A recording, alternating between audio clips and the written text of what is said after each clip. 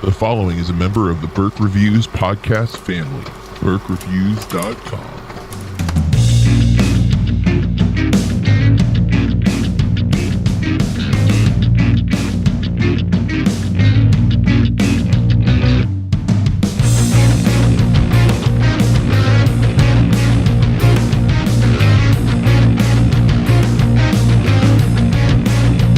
Everybody, welcome to Burke Reviews Movie Club. I'm John Burke, and with me this week, as always, Corey Starr. Hello, hello. And how are you this week, Corey? You know, I'm glad that it's Friday. I didn't think I was going to make it through today, but, you know, pretty good. How about you? I have been at a beach in a fancy resort for the last 4 days for a work trip. This was a DP film training, so that's IB Film's program for the diploma program, and I am just upping my game, trying to get better at teaching film in general. I don't teach IB Film right now, or DP Film, but I might one day, and I wanted to go ahead and get the training under my belt, but I also want to bring some of that stuff to my film classes. And if any of my colleagues from the training are listening, welcome. I hope you enjoy the show. I did talk about the podcast a bit, you know, because most of the people there are movie lovers. That's why they teach film. So it was pretty cool, though. It was a good experience. And Kathy and Taylor and her friend Autumn came up on Wednesday, and they got to use like the pool, and there's a mini little like putt golf thing, and there's a bunch of stuff I didn't get to partake in because I was in a training for most of the day. But when we got out, we went back to the beach and hung out and went to dinner and stuff. It was cool. It was a good couple of days. Although I don't sleep well at some hotels, and I did not sleep well at this particular hotel. Not because of the hotel, just my own brain was not allowing me to rest. Same. Yeah, I'm looking forward to maybe... I ended up taking a little nap this afternoon, in fact, but... Oh, jelly. Well, I didn't mean to, so... and naps usually make me feel worse, like I'm more tired afterwards, but I didn't sleep too long, so it wasn't so bad, but... I did manage to still see a couple of movies while I was gone this week. I didn't see as many as I normally would, but what have you been watching? Oh my gosh, that's a great question that I wasn't actually so prepared for. Well, you think about it, and I'll go first. Okay, go ahead. So since the last we spoke, I've seen, I think, 6 movies in total, including the movie that we're going to be reviewing tonight, which I just watched today. A Single Man from 2009, and we'll get into the specifics about that, but we'll be going into an extensive review of that film as we continue with the month of June with the LBGTQ plus month, Pride Month, if you will. I think next year, if we do that same theme, we should just call it Pride Month. Way easier. Yes. And, but that was not an easy movie to see. I had to order it physical because it's not digital for some reason. And I did get a copy of it though for like $8. I got real worried though because I ordered it Friday night, like right after we finished recording last week's podcast, and it was supposed to be here Sunday, and then Sunday came and it was like, oh, it's delayed, it'll be here by Wednesday. I'm like, okay, but it came Monday, so I was like, whew, I was getting real stressed out. I wasn't gonna have the movie to watch, but I'll talk about what I've seen, and then I want to talk about this bookstore I ended up finding yesterday that was really cool. But so I rented with my wife I Can Only Imagine, the movie about Mercy Me and like the song I Can Only Imagine. She wanted to see that in theaters, and we never made it, so it's out on DVD now, so we rented it from Redbox. It's got some good stuff in it.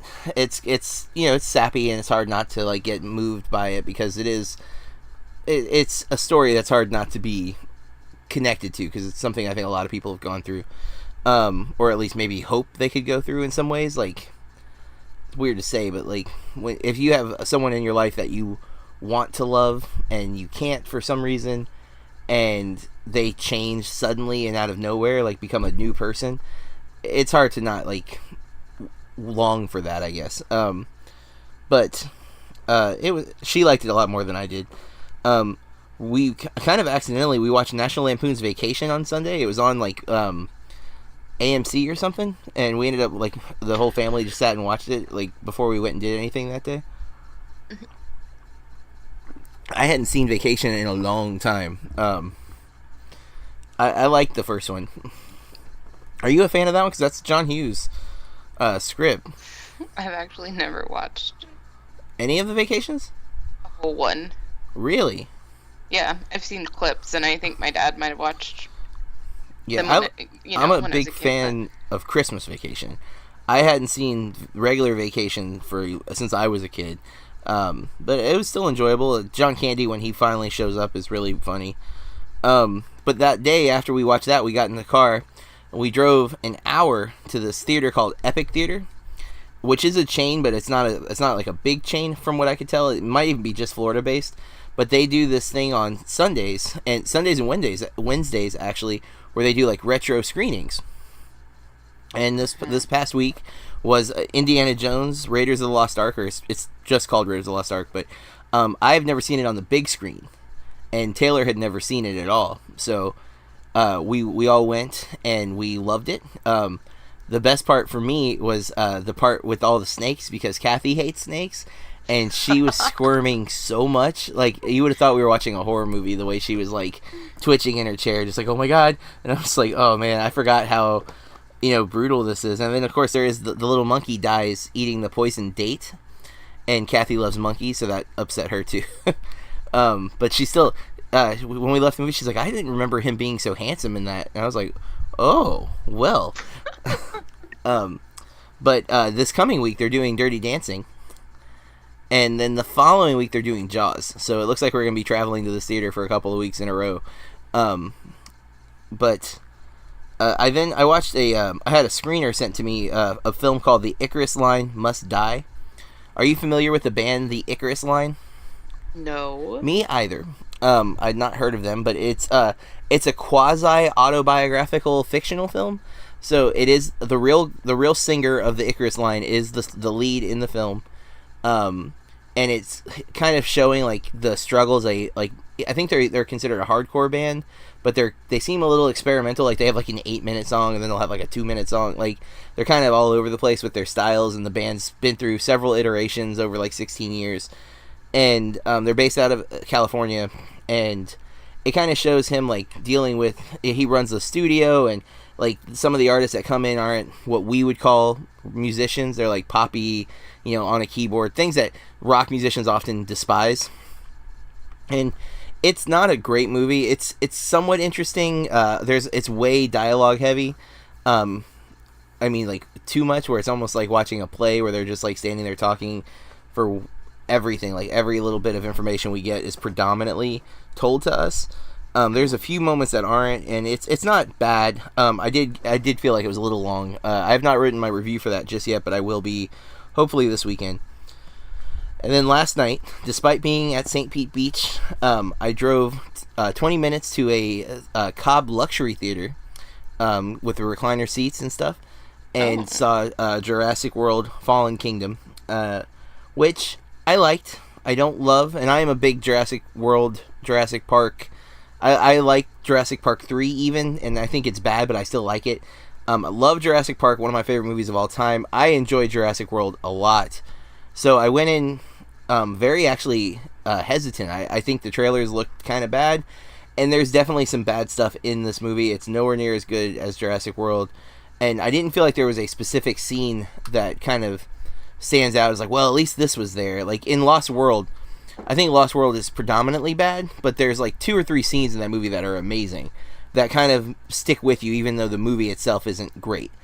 I don't feel like this movie has any of that. I feel like there's good moments. I love Owen and Blue. I think that relationship is so awesome, and I want to see more of that. And unfortunately, what's been happening is the villain is super generic and easily predictable, and motivations are completely unclear. We don't really get what the goal is. It's one of the things I think that works so well with Jurassic Park the book versus the movie. In the book, John Hammond's kind of an asshole, and like in the movie, he's like Santa Claus. He doesn't mean, it's not his greed. I mean, it is his greed to a degree that causes the park to have problems, but it was never about the money for him. It was about a general love of dinosaurs. And in the book, it was partially greed. Like, in the movie, you have the lawyer who represents the greed. You know, he's like, we can charge whatever we want. People will pay anything. And Hammond immediately shuts it down. He's like, well, we're not trying to keep people from seeing it. We want everyone to see it. And the lawyer says something about, like, coupon day. So, like, that was something I always thought was really cool, because in the book, Hammond isn't nearly as likable or lovable as he is in the movie. And, I thought that was a great choice, because it made the dinosaurs kind of the villains. Like, yes, Nedry's a villain, but he's a minor villain. Almost nobody knows he's the reason things go wrong, you know? We know, but they don't know. They're just trying to survive the dinosaurs. So, like, I like that there isn't a true 100%, like, antagonist for no reason. And we even get why Nedry does it. Nedry's getting paid a lot. And I'm sorry, I am a Jurassic Park nerd, if that's not clear.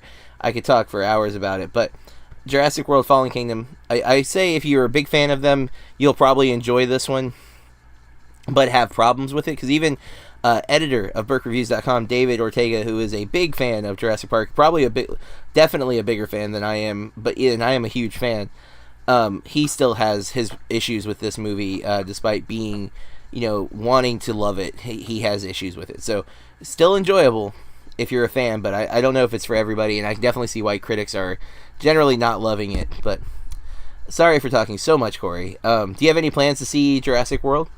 Yeah, and I was really looking forward to it. I don't expect it to be like, you know, to change my life. I just expect to have a good time. It is predominantly a good time. I might have even been judging it a little harshly, because I want it to be better. And there's a few moments that definitely... There's some funny moments, and it moves really quick. Like, it's 2 hours and 8 minutes, but it did not feel like 2 hours and 8 minutes. Like, it almost moves too fast, I think, at points. Like, where it's like, maybe you need to let this breathe a little bit. Like, we're moving really, really rapidly at points. Take it in. Yeah. And so, I don't know. And I do want to see it a second time to really firm up my overall thoughts on it. David already saw it his second time tonight, actually, and messaged me that he thought it was better the second time because... he already knew what bad parts were coming, so like he said it was like ripping off a Band-Aid. You know, like the pain's over with. Now it's just enjoying the good stuff. Oh goodness. So no, I mean, again, I don't think anyone expects this movie to be perfect, right? You just want it to be enjoyable, and it's got that. So, what have you been watching, Corey?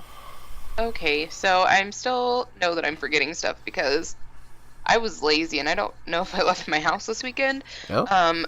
But I did watch the last 4 episodes of The Dark.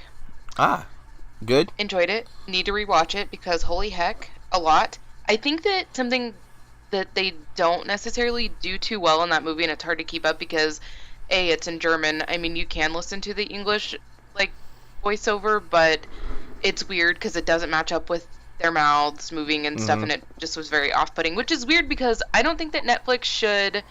Like, it automatically goes to the English version. Oh. I had to go in and choose the German version. So, I think that's weird. But, I enjoyed it. I just think that the flashbacks are a little hard to keep up with.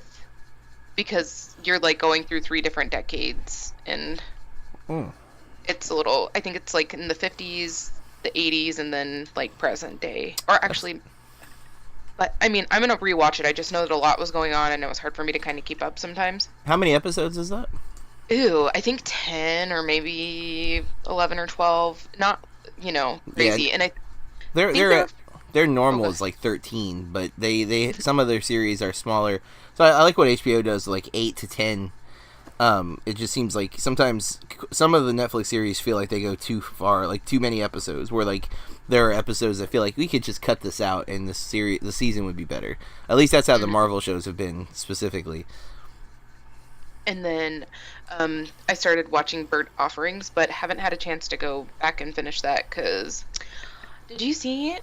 I saw Marcy Playground and Everclear and Local 8 last night. Oh, I heard about that show on Sirius XM. Hey. That's it. Like, cause they're on tour together, right? Yeah, so Everclear does, it's Art Alexakis, who also has a show on Sirius XM on the Lithium channel, which is pretty rad. Lithium's my favorite channel. I like that one a lot. I really like Sirius XMU, and then, you know, the Beatles and Tom Petty. Go ahead. I like the Sirius Turbo, because it's like new metal. That's like my wheelhouse, you know, Korn, Limp Bizkit. other bands. They were. We're gonna sidetrack for a little bit here. They started playing Limp Bizkit's Nookie on on the I think it was Lithium yesterday, and I was just like, "Are you real?"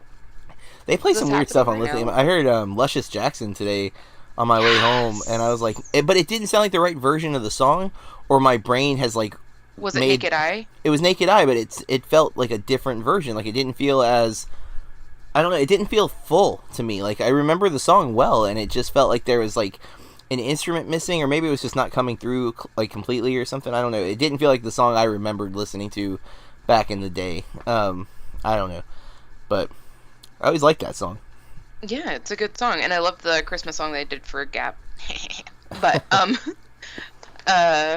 but so they were doing it like every year, where they were like curating this little tour of bands that we loved when we were probably in middle school. Maybe you were in high school, but I've seen a lot of bands that I really like that way. So that was exciting, and Marcy Playground liked my, I only know the one song, I think, from them, the Sex and Candy. And then, who was the other band? Local H. You probably know them. No, I do. Yeah. Down to the floor.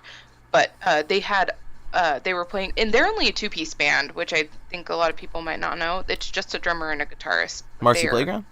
No, sorry. Local H? Local H. Oh, I and did Bill's not like, know it's that. only a two-person band, and I'm like, yes. And damn, they were loud, and it was so good. But on one of their songs, Hands on the Bible, they had the drummers from Marcy Playground and Everclear come out, and oh my god, it was amazing. So they had like 3 drummers? Yeah. That's and cool. it was amazing. I like when bands do stuff like that at a show, when they like kind of cross over. It's like it's like a comic book crossover in a lot of ways. It's so fun. But yeah, that was really great. And I didn't think I was going to be able to hear today. I really need to start wearing hearing aids. Earplugs. Or not hearing aids. Sorry. I think that's the opposite of what I need. I meant earplugs. Yes. Maybe one day I should just keep them in my wallet, but I'm like, then it's going to mess with the way the music sounds. Yeah, I mean, when I was playing too, like I tried to wear them, and it would mess me up because it just sounded so weird, and I know I have hearing problems because of it, so. And I've tried before, and it just makes it, I don't know. It's obviously muffled, but. Well, did you see any other movies or shows? Not that I can remember, because okay. I didn't keep a list this time. Yeah, you should really use Letterboxd. And obviously, one that we. I feel like maybe they are a secret sponsor that you just don't let me in on. I love Letterboxd, and I can't get enough of the app. And I pay for the pro version. It's like a $20 a year, I think, and it keeps statistics of what you watch though, and like it's really cool because it gets like nerdy extensive. Like it'll tell you like which actors you've seen the most movies from this year, and you can do all time or each year that you've been a member of the pro. It'll keep track of your stats, and I just love seeing it because I watch so many movies. It's cool like being able to break it down and be like, oh, I watched this many hours of movies, and I've seen movies from these countries and stuff. Yeah, and also I think those things that you don't realize, like maybe you're seeing a whole lot more, like many more films from an actor or director than you probably realize. That does happens it also a lot. Keep up with like your genres and stuff? Yeah, it does. It's really cool. And I didn't notice it last year till like the end of the year. So I don't know at what point I could have looked at my stats, but like this year it's already letting me look at my 2018 stats. And just since we're talking about it, so far this year I've watched 350 hours of movies, 203 diary entries, which means I've watched 203 entries this year, 203 movies this year. Films by I have those really busy months when I was at South by and Tribeca and Florida Film Festival, where I saw like my busiest week was at Tribeca. I saw 17 films. On April 16th through April 22nd. So that was busiest week of the year. I have seen Tully is my most watched film. I saw it 3 times. With a couple other movies seeing twice. Let's see here. The Stars, the most watched. Do you have a guess of which actor I've seen the most movies from this year? It's a 3-way tie, in fact. I feel like one of them is gonna be, and I'm blanking out on his name. But from Rudderless. Billy Crudup? No, not really. I don't think I've seen anything from him this year, actually. That was all last year. But one of the actors has right now 2 movies I think still in theaters, and he's about to have a 3rd in theaters. Is it Domhnall? No, he's not. He's not currently in any movie. You're not. Oh, He's hold on. He's a villain. Just tell me. I'm really tired. I'm sorry. It's okay. Josh Brolin. I've seen 5 movies. That's right, because he's in the Avengers, right? And he's in He's Thanos in the Avengers. He's Cable in Deadpool 2. Deadpool. And what's the other one? He'll be in Sicario: Day of the Soldado. That's right. Coming out in a week, I think. And then we've watched a few PTA movies that he was in, and we watched No Country for Old Men, which he is the lead. So I've seen 5 movies with him, but I've also seen 5 movies with your boy John Hamm, and 5 movies with Jenny Slate. Although a lot of hers, she's just in really small parts. But and then John C. Reilly's got 4 films because we watched again. PTA had. He's a main go-to for PTA. Tom Hanks is 4. Like, a bunch of these are 4. But Brolin will be 6 next week when Sicario comes out. And, in fact, I'm planning on watching Sicario, regular Sicario, not Day of Soldado, again. Because I've only seen it once, and I want to rewatch it before I see the sequel. So that'll make it 7 Josh Brolin films. That movie is so nuts. I just wasn't expecting it. Well, the sequel I thought was like ridiculous. I couldn't believe they were making a sequel.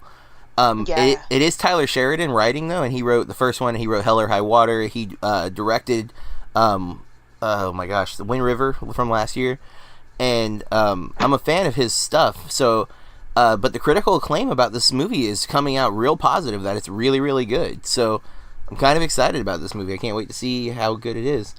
Nice. Director I've seen the most of, pretty obvious, I think. We spent a whole month watching his movies. Yeah. PTA with 5, and it even keeps track of crew. Like, I can tell you which like cinematographers I've seen the most stuff from, or editors. Like, it's pretty cool, like how specific it gets. My lowest movie of the year so far, my lowest rated film, is The Open House. Which was a Netflix original, which sucks so bad. Was that the one with Justin Tremblay? No, it's that's Book of Henry. It's the one with Dylan Mignette, who is from 13 Reasons Why, and he's in Let the Right Ones In, the American version of that. So if I'm saying the wrong one, but oh, I thought it did tell me. What was the? You asked me if it told me something. I can't remember what it was now. Oh, your most watched genre. Oh, I thought it did. I don't see genre. That's weird. I could have swore it did. Oh, it does. I'm looking right past it. I'm sorry. 110 dramas this year. Sap. 67 comedies, though. Okay. Least watched so far, horror, which isn't surprising. I'm not a huge horror person. I've seen 18 horror films, but I want to point out that I watched the most horror in October. So I've got a few months to it'll probably get 30 movies dumped on it from that point. But yeah, and 31 romances, which I'm sure some of this is crossover. Like, I'm sure some of those 67 comedies are also romances. Because I am a big rom-com person. But yeah, that's, that is Letterboxd stats for if you're a pro member. And again, I think it's really cool. Because I watch so many movies, like, getting to kind of break down those numbers is intriguing to me. So I like that little feature. There's other stuff you can do with the pro members, not just the stats, but I really like the stats a lot. All right. Well, since you can't remember if you watched anything else, because you don't keep good substantial lists on Letterboxd like I do, then let's get into our movie of the week. This week, Corey picked A Single Man. From 2009, written and directed by Tom Ford, based on a novel by Christopher Isherwood. And I don't know why I kept thinking this movie was based on a true story, but it is not. But in my head, when I was watching it, I kept thinking this was real. I don't know if it's because a couple of the other ones we watched have been, and that it was just like in my head that we were picking like true story movies. But this stars Colin Firth, who I gotta say, I don't think I can get enough of Colin Firth. Like, I haven't seen everything he's done, but I love him in the Kingsman movies, and he's so good in this. He's so charming. Yes, that's the perfect word, and that's exactly what I was thinking. And I am going to be watching Mamma Mia for the first time because Mamma Mia, Here We Go Again is coming out soon, and I plan on reviewing it, so I feel like I should go ahead and watch the first one. But he's in those films, so that's kind of my like silver lining. I'm like, well, at least Colin Firth is in both of them. Like that, maybe he'll get me through if I can't tolerate. I'm not a huge Amanda Seyfried fan, especially not her singing. I like her in some stuff, but like I hated her in Les Mis. That was like one of my least favorite parts of Les Mis. I love her in Mean Girls though, and I love her in Big Love. So and she's really good in the First Reformed with Ethan Hawke. That I just saw. So I really want to see that. We were supposed to see that this week, but it didn't work out. Well, I'm hoping I can tolerate her singing in Mamma Mia and Mamma Mia, Here We Go Again. But the other thing that sold me on Here We Go Again, though, is that Lily James, I think, from Baby Driver, is the lead. Well, she's playing Meryl Streep as a young person, like Meryl Streep's younger self. That's who, and so I'm a big fan of hers. So I'm like, okay, well, I'm in for that. And now Colin Firth has got me. But continuing with this movie, we have Colin Firth, Julianne Moore, who's always great. Matthew Good, I don't think it's Goody, but I think it's Matthew Good. Nicholas Hoult, and most of the other people are really small. You do have Jennifer Goodwin in like 3 or 4 scenes, but she's got almost no lines. And I do need to take a moment. I really like Lee Pace, and I was really happy he had a part, even though it was really small, in the movie. He played one of the professors. He was the one that's walking with him after the class. Oh yeah, he's way down on the list here, but yeah, I didn't realize because I like him. He's in stuff that I've seen. Mm-hmm. Oh yeah, he's Ronan. I forgot about that in Guardians of the Galaxy, covered in purple makeup, but. Oh, well, that's interesting. Apparently, he's going to be in the Captain Marvel movie. Oh, I did not know that. Which makes sense. I think he's the same race as the original Captain Marvel. So, okay. So this film, it's the plot summary says an English professor, 1 year after the sudden death of his boyfriend, is unable to cope with his typical days in 1960s Los Angeles. Corey, what are your initial thoughts on A Single Man? I didn't really know what to expect. I haven't seen Nocturnal Animals. Oh, I have. And completely different movies, though. But I didn't know what to expect, like, from him as a director, because we all know that, he's a clothing designer. Yeah. Pretty, famous one. That's well regarded. I just didn't know, I expected it to be aesthetically beautiful, and I expected to enjoy, everything about it visually, but I didn't know what to expect, and I ended up really loving this movie. And I try not to take notes or anything while I'm watching a movie, and I don't take a lot of notes anyways. I'm a horrible person. But when I was going, I just kept thinking about certain things in the movie that I really, really liked, and it just leaps and bounds better than I was expecting, which I love when that happens. Yeah. I wasn't sure. I knew that obviously this was going to be like an LBGTQ movie, but I didn't know exactly how the story was going to play out. And it's I don't know. The tone of this film is so intriguing because there is like a cloud of mourning over the entire film, and yet it's not. I didn't feel like I felt bad for him, but at the same time, there's this like a glimmer of hope that like shines through the clouds like throughout the film, and it's always just there. And it's partly because of how he directs it. And I did watch this little YouTube video from Fandor, which is a streaming service, but they had a YouTube video where they kind of broke down like the style of the film, and Tom Ford does some really cool stuff with the color, like the flashback sequences with his dead boyfriend Jim, Matthew Good, are in black and white, but most of the film is in like this kind of muted yellow. and then when he focuses in on something, when he's drawn to something, like there's some close-ups of like a woman's eye, and like you can see her eyeliner and the iris, and then he looks at her lips and they're really bright, vibrant red. So whenever he like does these close-ups, there are these vibrant colors, and these are like things that Colin Firth is noticing because he's kind of at his wit's end. He's not sleeping well, he's not feeling well, and he just can't. His heart's been broken. And then there's this that whole element of being in the 1960s as a gay man. It's not accepted. He's not. I don't think he's out to most people. He's definitely out to Julianne Moore's character Charlie, but otherwise it seems like he's closeted, and I don't think he's closeted by his own decision. I think he just knows that it's something that most people don't think is okay, and so he just keeps it to himself. And there's hints of that throughout the film, but I was also really impressed. I wasn't sure I was in the mood for it, because like I didn't sleep well last night.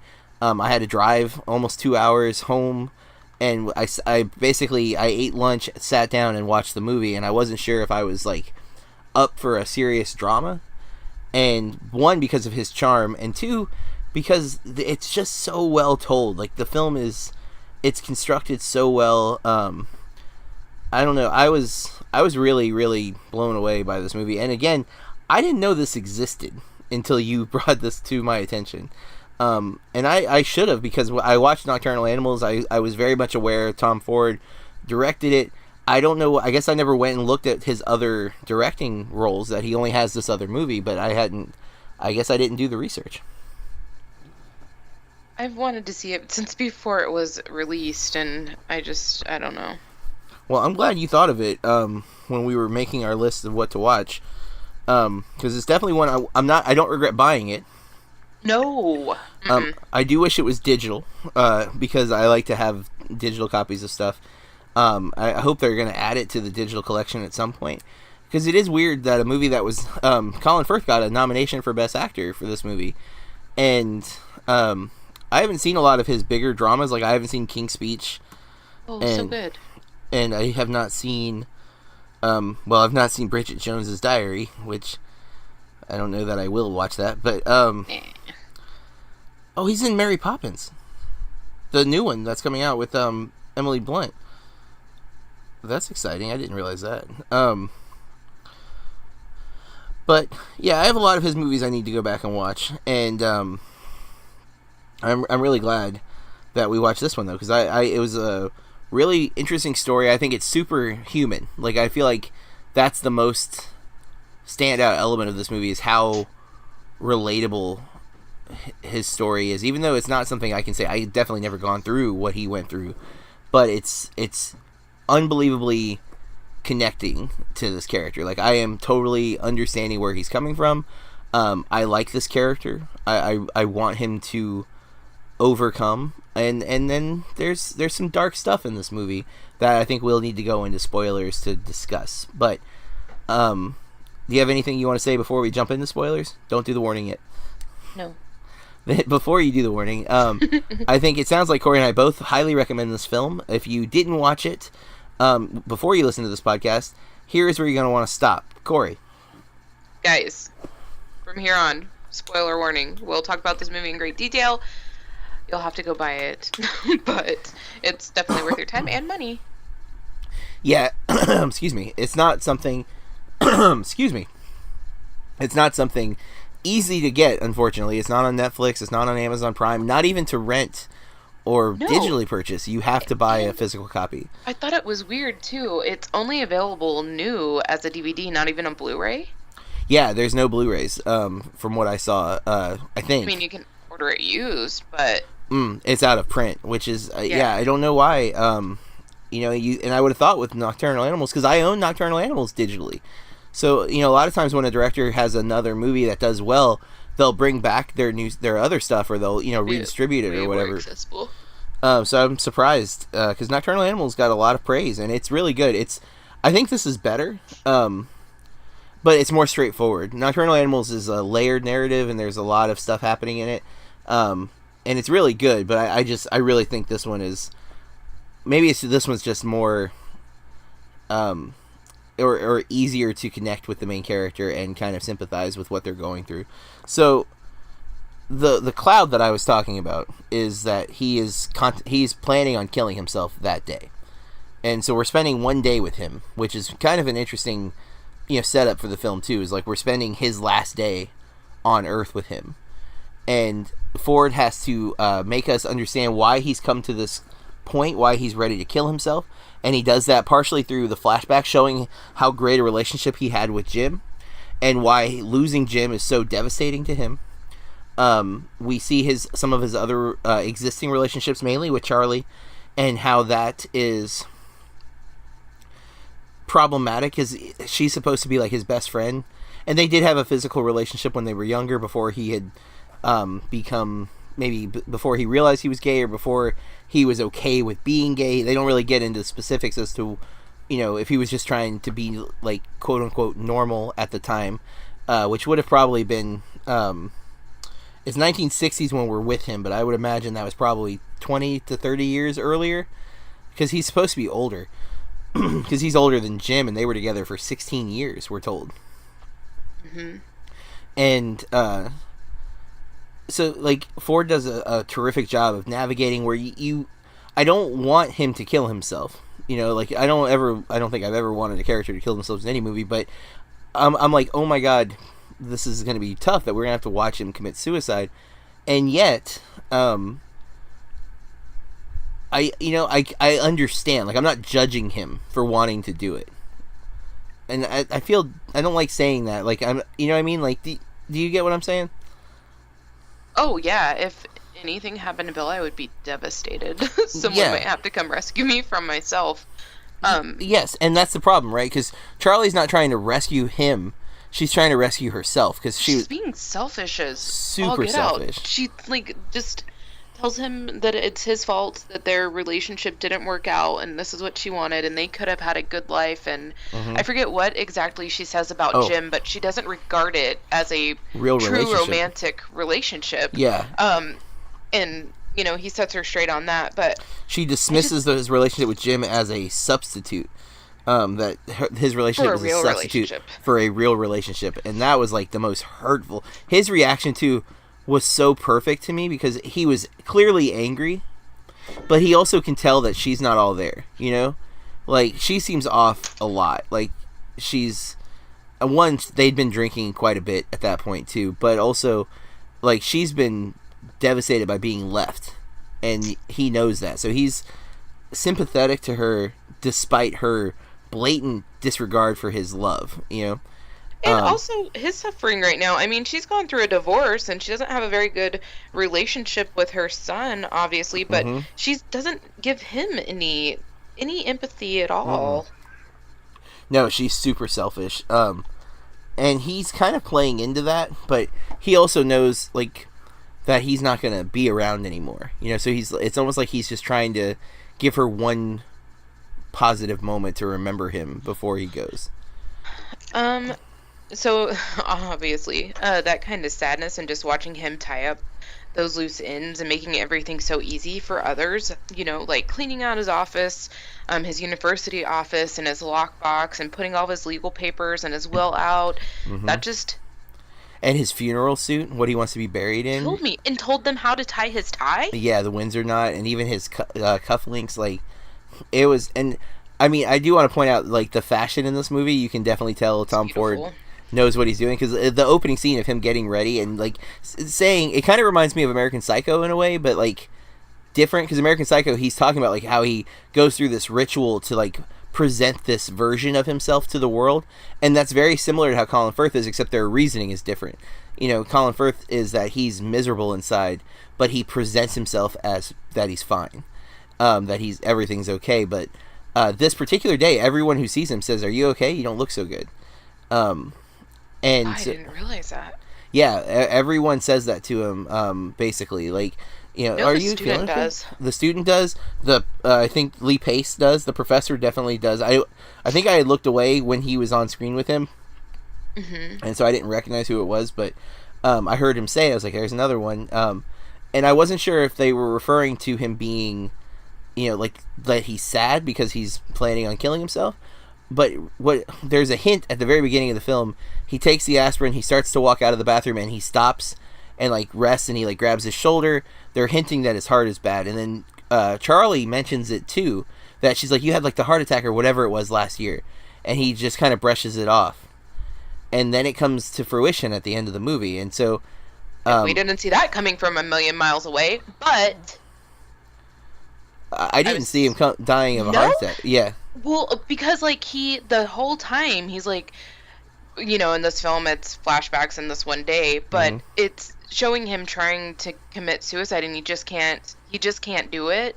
Like, we don't really know why. It just isn't working. It looks like he's uncomfortable, and he just doesn't feel like he's getting it right, and he tries all these different things, and then he finally just, and after, she like mentioned, I was just like, okay, so... See, I didn't know. I thought he wasn't going to kill himself. Like, I expected him to change his mind. And Nicholas Hoult, or Holt, I keep messing up his name.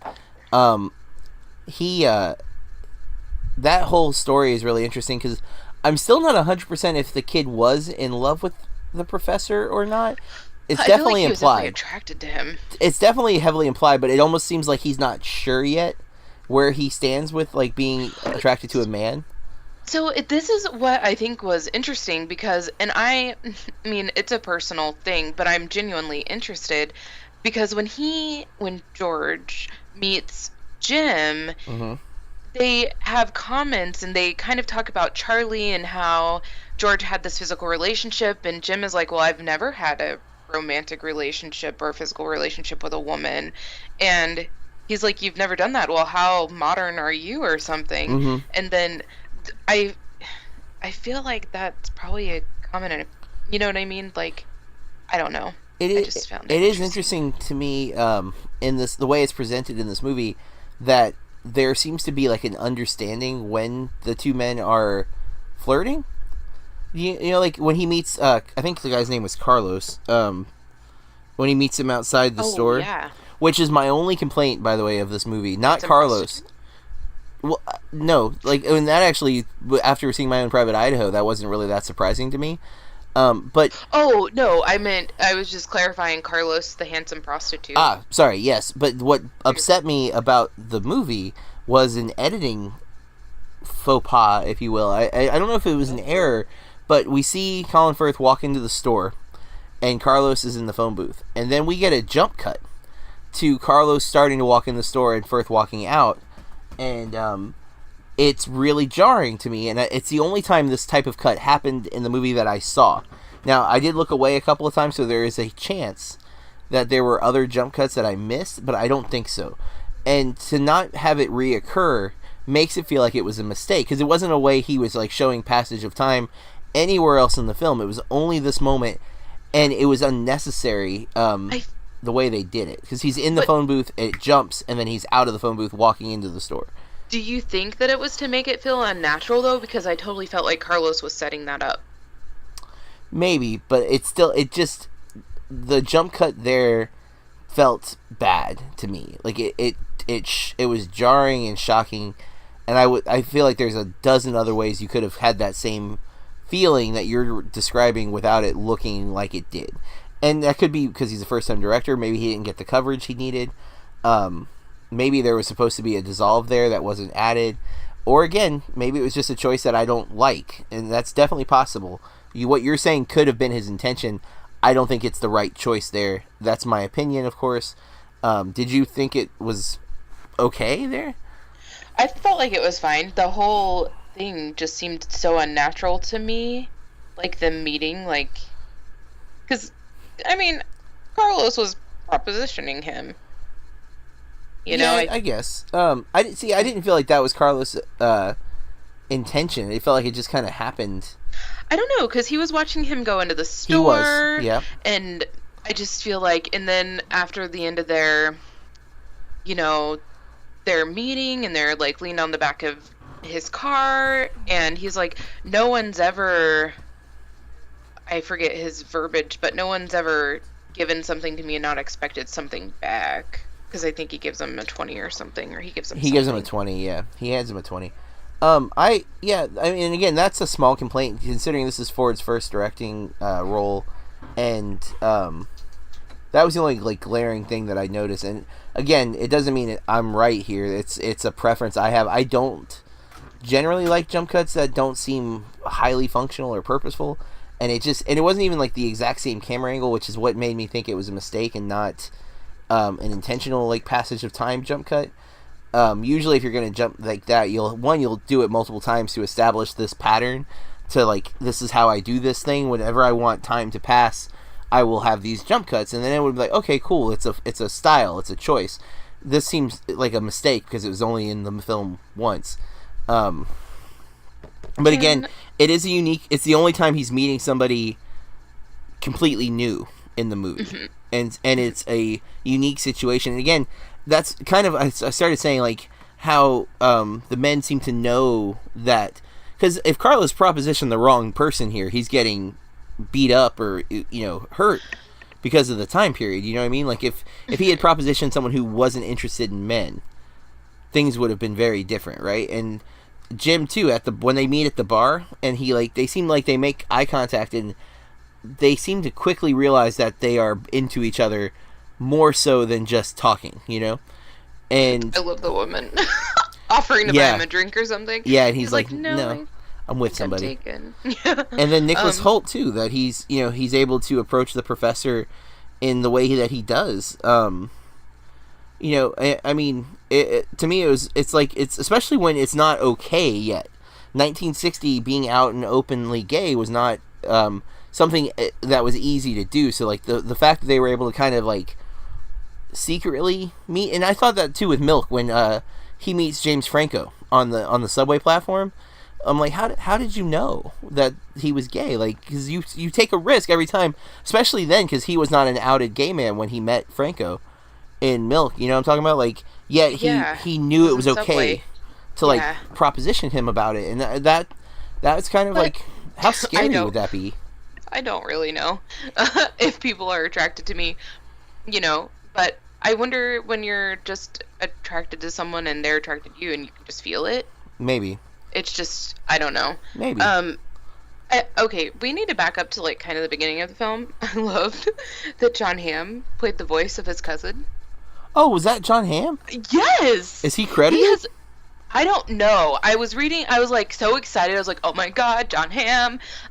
Because I have a crush on him, but I just think he's fantastic. But, yeah, I was like, oh my god, this is John Hamm. And then, Yep, uncredited.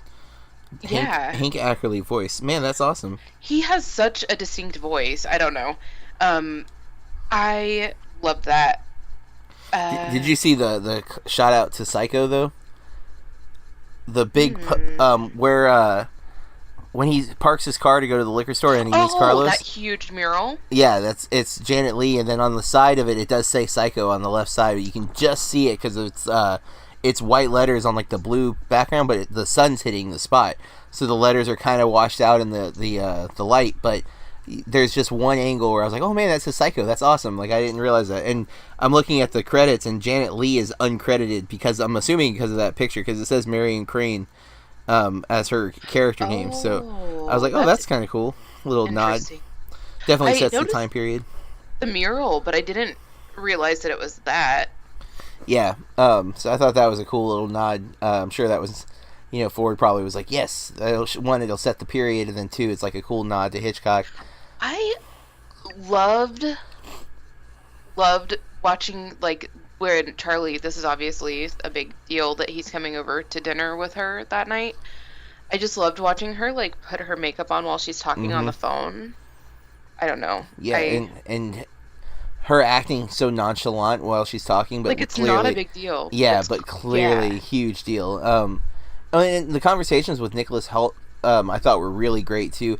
And the scene, the lecture in the classroom when he gets starts talking about the minorities, and he's clearly talking about the homosexual community, and how people are afraid of what they don't know. The people are afraid of the minorities, and it's very clear that that's like hitting him at that moment, and he's reacting, but he's trying to keep it, to downplay it. And when you hear that phone call with John Hamm, and he's basically, the parents didn't want to call him, but John Hamm's like voice acting called him because he felt like he needed to know that Jim died, and then he's told he can't come to the funeral.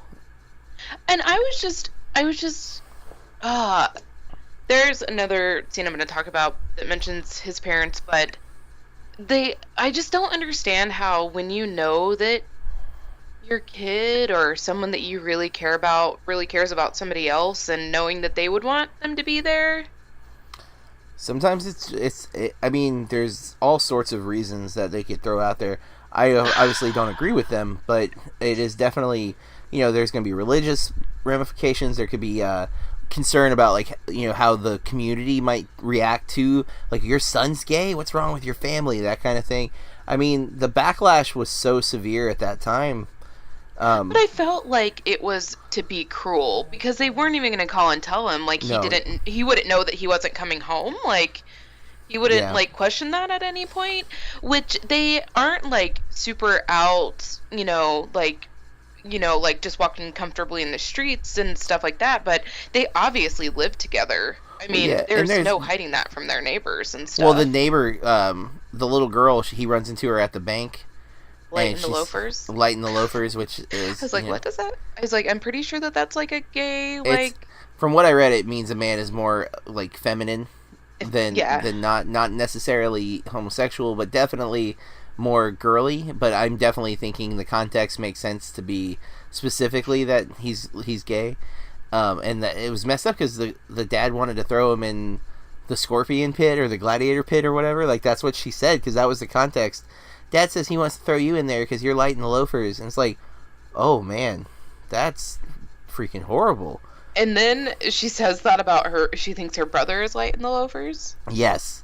Which, of course, a little bit of karma, right? the guy's a homophobe and then his kid will be gay. Like, that's but the end was not a surprise completely. Like, as soon as, like, I'm like, I knew he wasn't going to shoot himself. I knew he was going to decide not to kill himself. And Nicholas Hoult's character is kind of the thing. Like, he's given hope that maybe he can love again, which I love.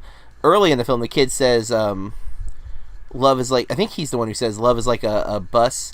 If you wait around long enough. Oh, no, Carlos says it. It was Carlos. Yeah, if you wait around long enough, another one will come. Then Nicholas Hoult is that bus, essentially. He shows up. You see it early, because when he's talking to him the first time, you see that connection, and then they walk after class, you can see that connection. And then when they meet up at the bar, quote-unquote, on accident, which Colin Firth, I love how he plays with that.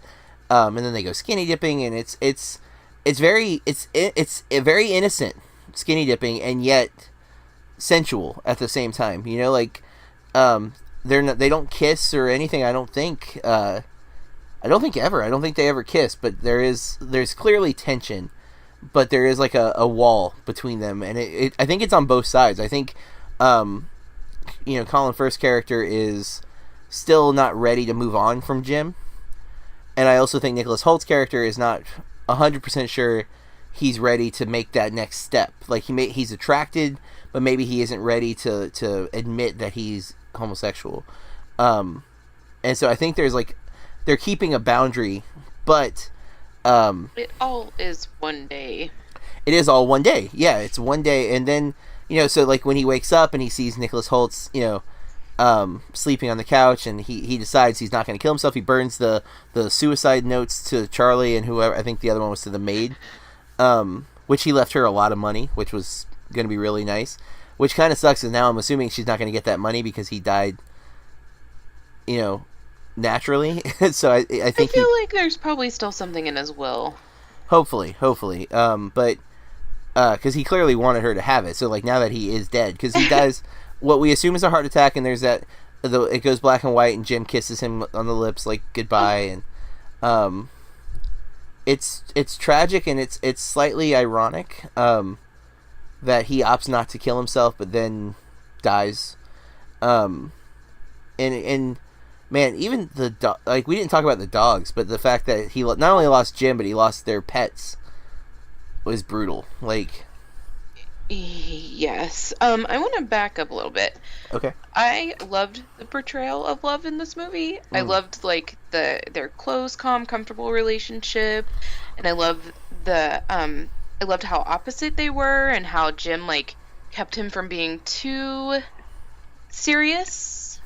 Yeah. And I love that. That's my favorite scene in the film is when they're lying on the couch and they're reading books and listening to records. Yep. And they're talking about the neighborhood kid and how the dog just peed on him. Peed on him, and it was just that kid, just desserts because they torture the dogs. And there's like that. Oh, he tells them they could take a lesson from the dogs. They're sophisticated parasites. And George tells Jim the dumbest creatures really are the happiest. Just look at your mother. But Jim doesn't say anything.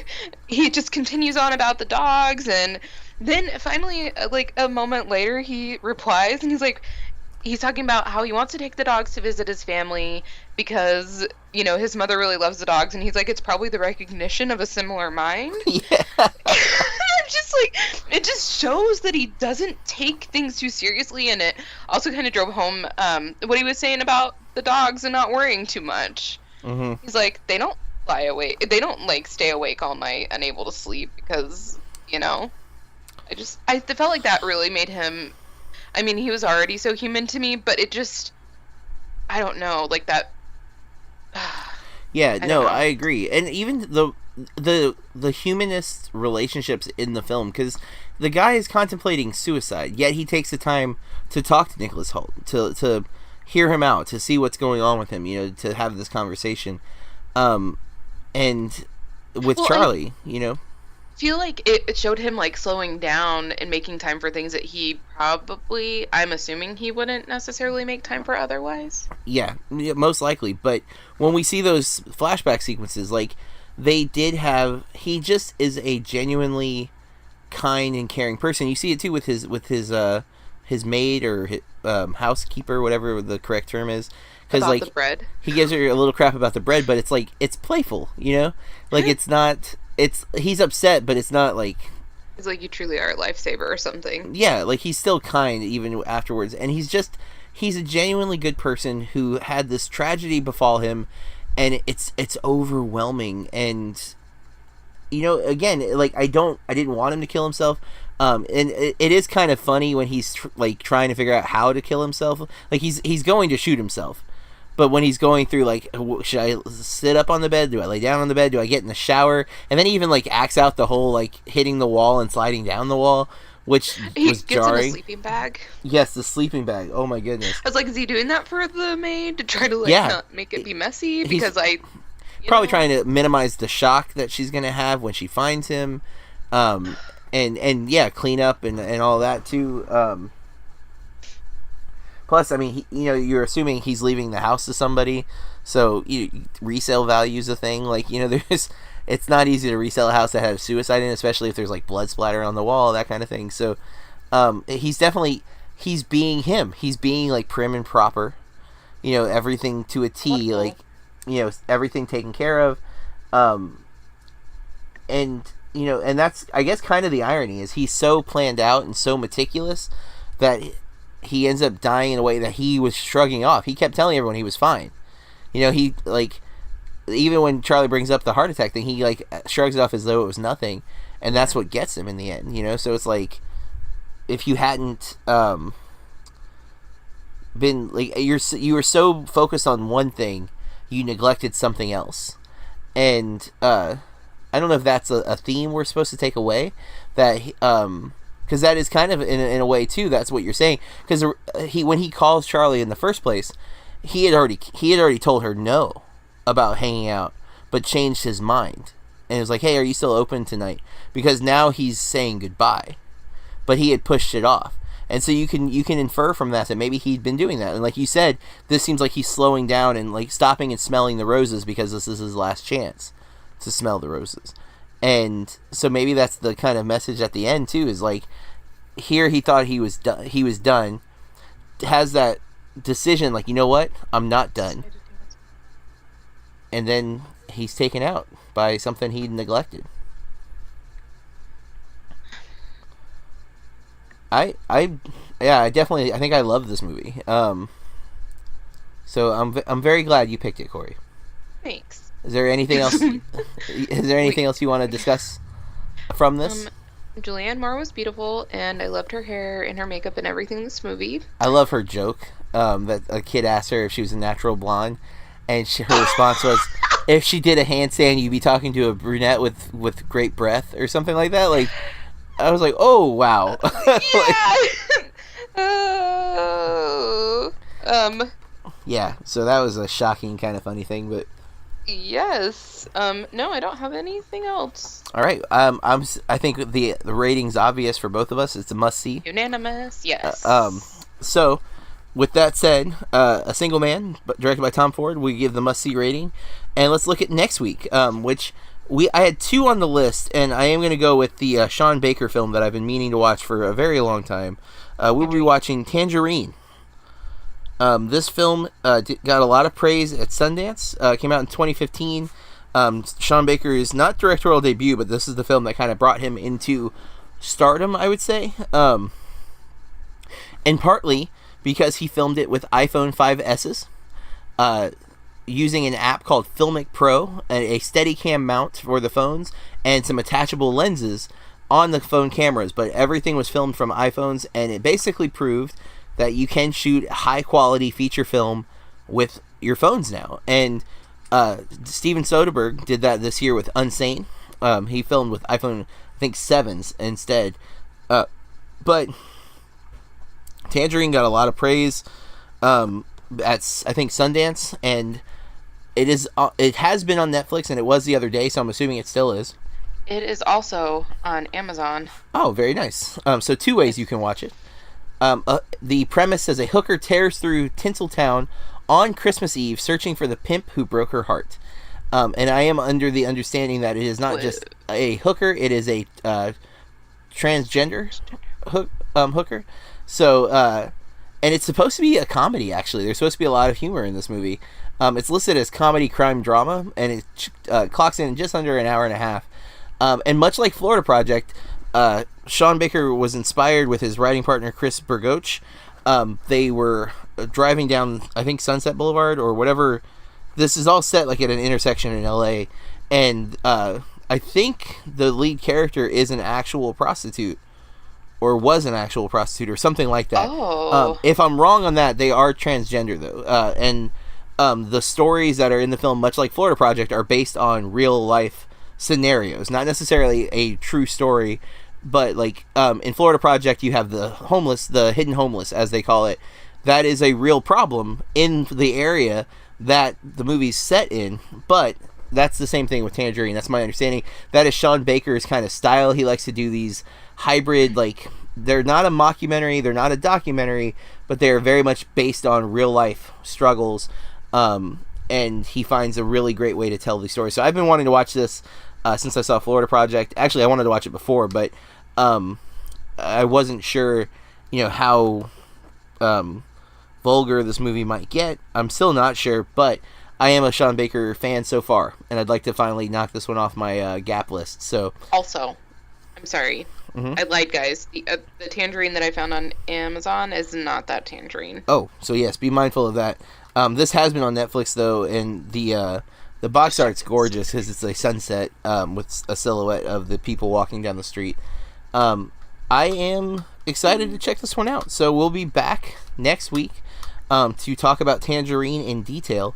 And before we wrap up completely, Corey, I do want to mention, I mentioned earlier, I teased that I would talk about some movies that I got at a used bookstore.